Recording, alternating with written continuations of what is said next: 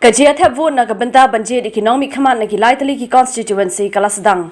Kari khasi channel kala yo ban leit katto ani ki polling station jaga Mawryngkneng constituency. La yo I baki briu klai mi dang step ban leit ap pali ban yo pentre kam ka hok jongki. Kum hakapor balit canvas, Hindre ganegasi thap vote, kata kalai poterik urisau ahaja arpoi, ganegasi hakabala yu I baki ba, kile tip sngi ban boat renti, yaki kindon ile persha COVID-19, daka bedeng mas, yang pencengai bat kiwei. Pencengai day ya tay nam karnuit, asong asak hame seorang kamu tiang. Tiga katkum kasing pi, okay ka ba fi vote na bata jong kaneka election na kanis samay. Katkum kasing pencengai na amta ka.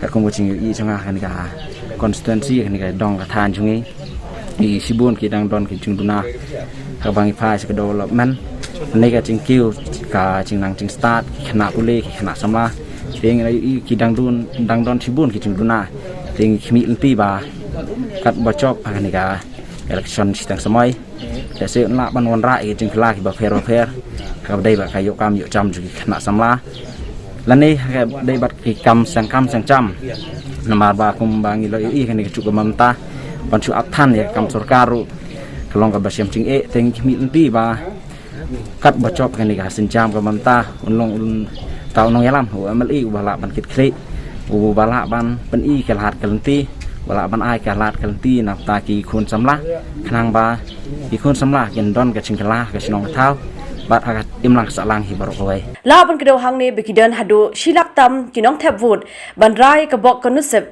jong kisan ngut ki kertong na Mawryngkneng lai ngut na mau phlang bat san ngut na raja bala pek haman la sindang ya kilen na study almost warkhadi ta vote in final Kain kare kata daw ba ke kaban kelong kita ba mungkin kata kolong ba duit nong ru ya ke ulat dari bang kam bat kita ki vote mu pada duit ki ya ina ngaru ngate sistem baik palang ada ru jadi napa ke tinggal bomskem ki pajwa gerik sarkar